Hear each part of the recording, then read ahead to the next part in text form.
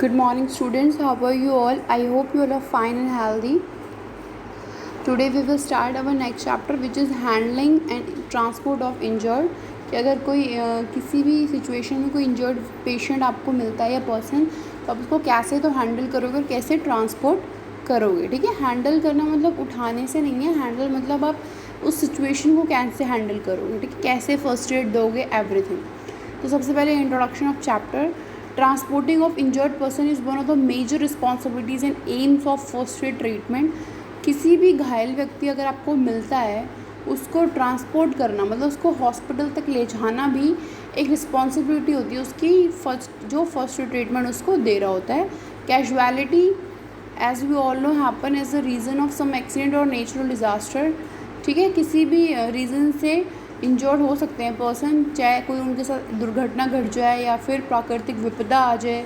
ठीक है. जैसे बाढ़ आ जाती है, सुनामी आ जाती है, वो भी तो तब भी तो हमें पेशेंट्स को ट्रांसपोर्ट करना पड़ता है. जो ये आपकी टीम होती है, डिज़ास्टर रेस्क्यू टीम्स होती है ना.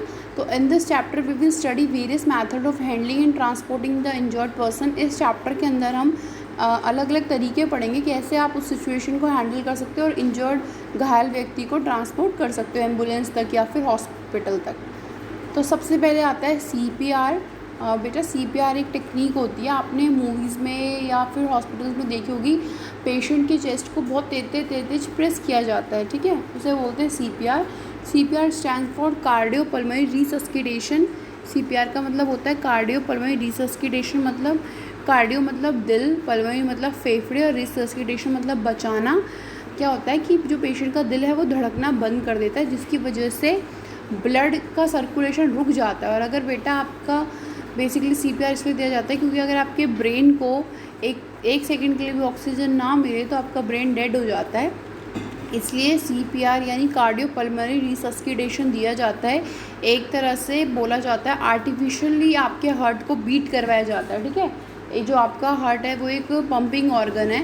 तो जब इतनी प्रेशर से हार्ट के ऊपर आप 100 कंप्रेशंस देते हो 1 मिनट में, तो क्या होता है, हार्ट से जो ब्लड है वो ब्रेन की तरफ जाता है, जिससे आप पेशेंट को रिसस्क्यू कर सकते हो. It is perform as a first aid in case of medical emergency. CPR भी आपके फर्स्ट एड के अंदर ही आता है क्योंकि बहुत इमीडिएट दिया जाता है. जैसे आपको कोई पेशेंट दिखता है उसको आप CPR देना स्टार्ट कर देते हो मेडिकल एमरजेंसीज़ में. जैसे अब मेडिकल एमरजेंसीज़ क्या क्या हो सकती है, जैसे ड्राउनिंग यानी कोई डूब गया हो, हार्ट अटैक आ जाए किसी को. ठीक है. जहाँ पे पेशेंट सांस लेना बंद कर देता है. CPR help in maintaining the flow of blood through the body until the medical help arrives.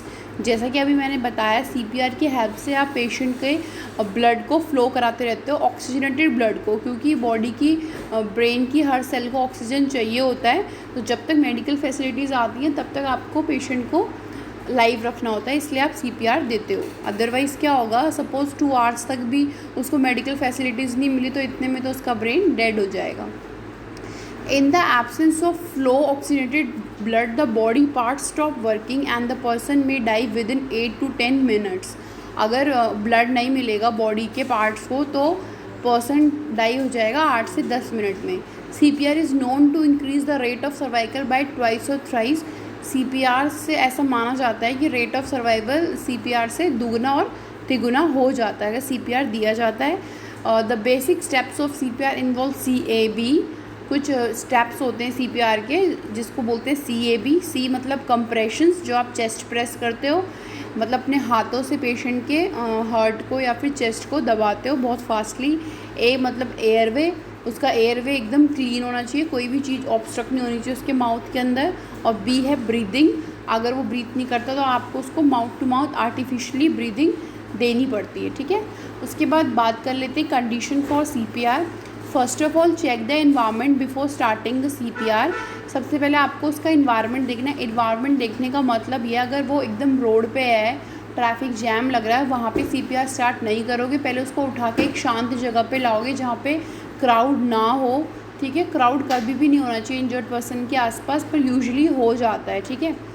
The environment should be safe for patient. Environment उसके लिए एकदम सेफ़ होना चाहिए. ठीक है. एकदम रोड के बीच पे आप उसको ट्रीटमेंट नहीं दे सकते ना, वो सेफ़ प्लेस तो है ही नहीं. ठीक है. Also check whether the patient is conscious और अनकॉन्शियस. आप ये भी चेक करते हो तेज़ आवाज़ में चिल्ला के कि आपका पेशेंट कॉन्शियस पेशेंट को चेक करने के बाद कि वो कॉन्शियस या अनकॉन्शियस, फिर हम स्टेप स्टार्ट करते हैं CPR के। Number 1, keep the patient straight on his back over a firm background. Patient को हमेशा उसकी बैक पे लेटाना चाहिए। ऑब्वियसली अगर आप उसे ब्रीदिंग आर्टिफिशियली ब्रीदिंग दे रहे हो तो उसका जो नोज़ और माउथ है वो ऊपर की साइड होना चाहिए।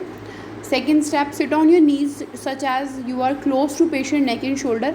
आप ऐसे बैठिए जैसे आप उनकी पैरों की तरफ नहीं बैठेंगे, आपको उनको चेस्ट पे कंप्रेशन देनी है, तो आप कैसे बैठेंगे, उनकी नेक और शोल्डर के पास, ठीक है, साइड में बैठते हैं पेशेंट की। Third, place palm of one hand over the chest of patient and then put the another hand over the first hand. Keep your hand straight and exert pressure on the patient chest. उसके बाद क्या होता है, आपको अपनी जो हथेलियाँ हैं वो पेशेंट की चेस्ट पे रखनी होती है। एक हथेली उसकी चेस्ट पे और अपनी दूसरी हथेली अपनी पहली हथेली के ऊपर। आपके शोल्डर्स एकदम उसके चेस्ट के ऊपर होने चाहिए और आपकी कोहनियाँ स्ट्रेट होनी चाहिए। उसके बाद प्रेशर लगाना है उसकी चेस्ट पे। Next step, use your upper body waist and press up to 2 inches but not more than 2.4 inches. Pressure इतना लगाना है कि उसकी चेस्ट अंदर जाए 2 इंचेस। बट बेसिकली उस टाइम पे हम ऐसे कैलकुलेट नहीं करते हैं, उस टाइम पे बस हमें अच्छे प्रेशर से उसको कंप्रेशन देना होता है। कम से कम 1 मिनट में आपको 100 से 120 बार कंप्रेस करना होता है। एक बार दबा के आप वापस आते हो, दबा के वापस आते हो। ऐसे नहीं एक बार आपने दबाया तो आप दबा के ही रखोगे, नहीं, क्योंकि दिल भी तो ऐसे ही धड़कता है ना, एक बार कंट्रैक्ट होता है, एक बार रिलैक्स होता है, एक बार कंट्रैक्ट होता है, एक बार रिलैक्स होता है। ऐसे ही उसमें हार्ट में ब्लड फिल होता है, बाहर निकलता है, ब्लड फिल होता है, बाहर निकलता है। तो वैसे ही जैसे नेचुरल रूप से हार्ट बीट करता है, ऐसे ही आपको आर्टिफिशियली करवाना। तो एक बार आप कंप्रेस करते हो, फिर हट जाते हो, फिर कंप्रेस करते हो। हट जाने का मतलब है प्रेशर हटा देना, हाथ वहीं रहेगा आपका, ठीक है। तो आपको बेसिकली 100 से 120 कंप्रेशन 1 मिनट में, मतलब आपको देते ही रहना है CPR जब तक भी मेडिकल हेल्प नहीं आ जाती। In case you are a trained CPR, then gently tilt the patient head, keeping your one hand on his forehead. Using the other hand, lift the patient chin and lift his chin to open the airway. इसका ये मतलब है कि patient का mouth भी open होना चाहिए, ठीक है। हो सकता है उसके माउथ के अंदर कोई ऑब्स्ट्रक्शन है, इसलिए उसका जो हमेशा जो उसकी गर्दन है उसको थोड़ा सा ऊपर को रखना होता है, ठीक है। ऐसे उसकी चिपकी होनी चाहिए गर्दन एकदम, उसका आप उसकी चिन पकड़ के ऊपर को लिफ्ट करोगे और उसका माउथ ओपन रखोगे। Hold the nostrils tight and breathe in mouth to mouth and start with first rescue breath. ये तो आपने उसको दे दिया, मतलब कंप्रेशन तो दे दिया, पर साथ साथ उसको एयर भी चाहिए ना, क्योंकि वो ब्रीथ नहीं कर पा रहा। तो आप उसकी दोनों नॉस्ट्रिल्स को होल्ड करोगे और उसके माउथ में क्या करोगे, एयर को फिल करोगे विद योर माउथ। इसे बोलते हैं first rescue breath. If you see the chest rising then continue with the second rescue breath. It commonly lose in 1 cycle, ठीक है। एक बार ब्रेथ दे के आप थोड़ा रुकोगे, फिर दूसरा ब्रेथ दोगे, ठीक है। इसको बोलते हैं 1 साइकिल ऑफ रेस्क्यू ब्रेथ। उसके बाद again start with chest compression to help the circulation. उसके बाद दोबारा से अगर 2 लोग हैं तो एक कंप्रेशन करता रहता है, एक माउथ टू माउथ रेस्पिरेशन देता है। पर अगर एक ही पर्सन है तो उसको 15 कंप्रेशंस देने के बाद फिर एक माउथ रेस्पिरेशन देना होता है, फिर 15 कंप्रेशन के बाद एक माउथ टू माउथ रेस्पिरेशन देना होता है। और एक और चीज़, जैसे हम अडल्ट के लिए दोनों हैंड्स यूज़ करते हैं, तो बच्चों के लिए हम सिर्फ एक हाथ यूज़ करते हैं प्रेशर देने के लिए, और जो नवजात शिशु होते हैं उनके लिए सिर्फ 2 फिंगर्स यूज़ करते हैं प्रेशर देने के लिए, ठीक है। यहाँ पे इस चार्ट से आप समझ सकते हो। 30 कंप्रेशंस देने होते हैं आपको और 100 पर मिनट में देने होते हैं। तो 30 के बाद आप 1-2 सेकेंड रुक सकते हो 30 कंप्रेशंस के बाद। तो ये था आपका CPR, ठीक है। आपको मैं इसकी एनिमेटेड वीडियोस भी भेजूंगी CPR की, तब आपको ये टॉपिक थोड़ा और अच्छे से समझ आएगा। Thank you students. Next lecture में हम बात कर लेंगे types of dressing and bandages के बारे में, कि जो हम यूज़ करते हैं बैंडेजेस कॉमनली आप पट्टी बोलते हो, वो कितनी टाइप्स की होती है। Thank you.